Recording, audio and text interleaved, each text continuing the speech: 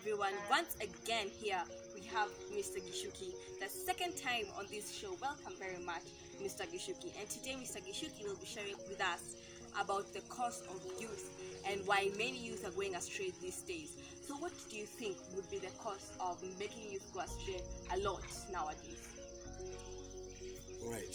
Thank you, Rene, for inviting me here. This is a very sensitive topic considering that it's becoming a crisis. Well, I think the number one cause for this problem about the youth going astray is has to do with parenting. Unfortunately, I'm being a parent, but the biggest problem is caused by the fact that there is very little quality time between the parents and the youth. Parents and the youth are not spending time together because parenting is now that moment when you are together having quality time, sharing issues that matter. That is one major cause of this problem. The other problem is exposure. In the world we are living in now, there is a lot of exposure. The children have been exposed to a lot of things happening, and the world is changing too fast. Now, the access to every corner of the earth is very, very possible because of the gadgets we have. That's also a major cause of the young people going astray.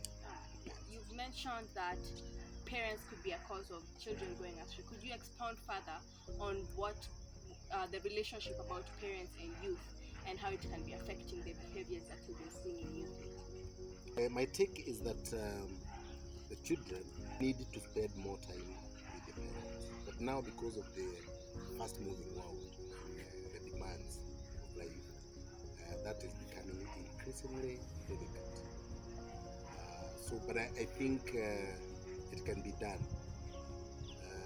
The parents need to become more deliberate and create time so that they can spend more time with their children. And also, we have even a bigger problem where we even have absent parents who don't come home at all or have no time at all with their children. There's also a problem of single parenting, so that now maybe it's only the mother who's taking care of the children. So there's another dimension of growing up that is not that the children do not experience. Yes.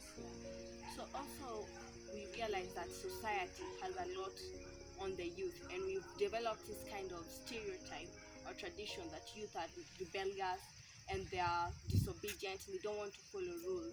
But do you think that this belief that the environment has on the youth is actually affecting the way they behave? Yes, I think the way the world, and especially the parents, as we are older, the way we are perceiving the youth, the way we perceive them, our perception towards the youth is accelerating the problem. And this is caused by the fact that we fail to change. Human beings, I think we are slow to change. And yet the world we are living in is changing at a very high speed. So that at this time, I expect a young person, a young man, to behave the way I used to behave when I was that age. It's not possible because now they are exposed to more things. They have experienced more things. They see more things. They understand things in a different way.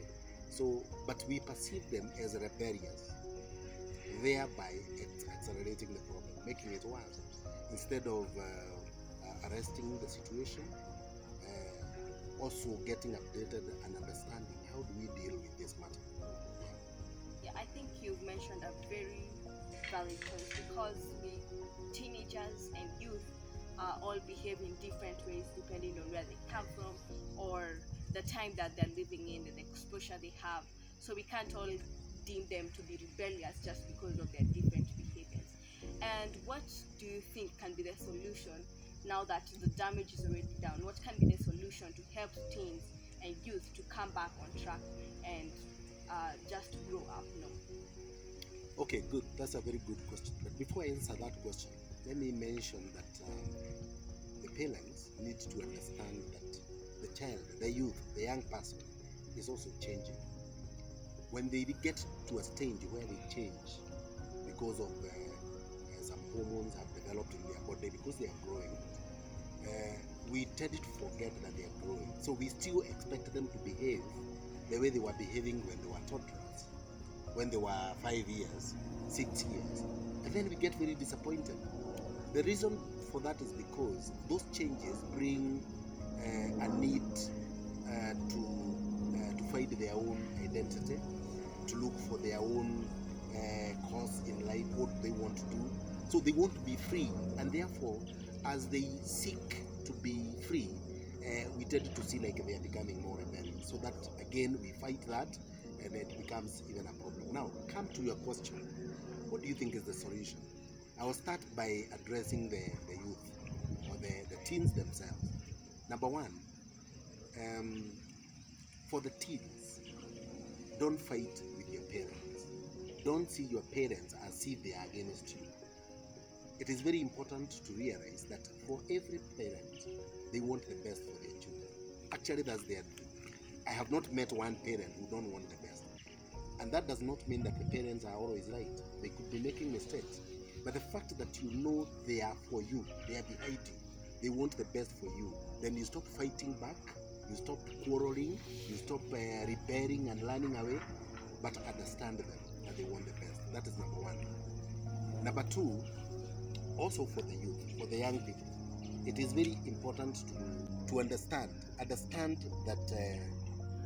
you have a future, and that future is very important to you and to your parents. So you need to balance that act, the way you behave, so that your future is not spoiled. Now, when children run away from home, or they get engaged in some bad behavior like drugs and drug abuse and those other things, they are destroying their own lives.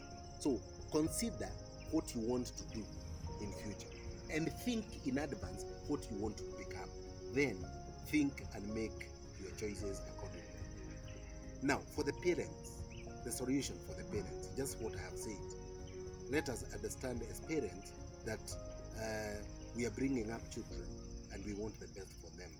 So instead of making their life worse, making them behave more badly, we can help them to nurture through or to navigate through that season of life in a better way. So we need to understand them first and foremost. And number two, we also need to be up to date with technology, so that we don't see them as if they are rebelling from us. When they dress in a certain way, we think that they are being unruly or naughty. No, they are not. It's just that they are keeping up to date with the current affairs. So we need to only come to their space and see how they can navigate through that season of life without destroying them. So I think that is going to make some contribution on the change that we desire. But there is a lot more to this. I believe going forward, we can have time to explore further and also have more discussions with the teams. Yes, thank you. David, you have done a lot because you have spoken for the youth as well as for the parents. And now we know that there's nothing to judge or condemn about the youth, because they're just behaving out of the way they have been brought up, or out of the way the things they see, the exposure that they have.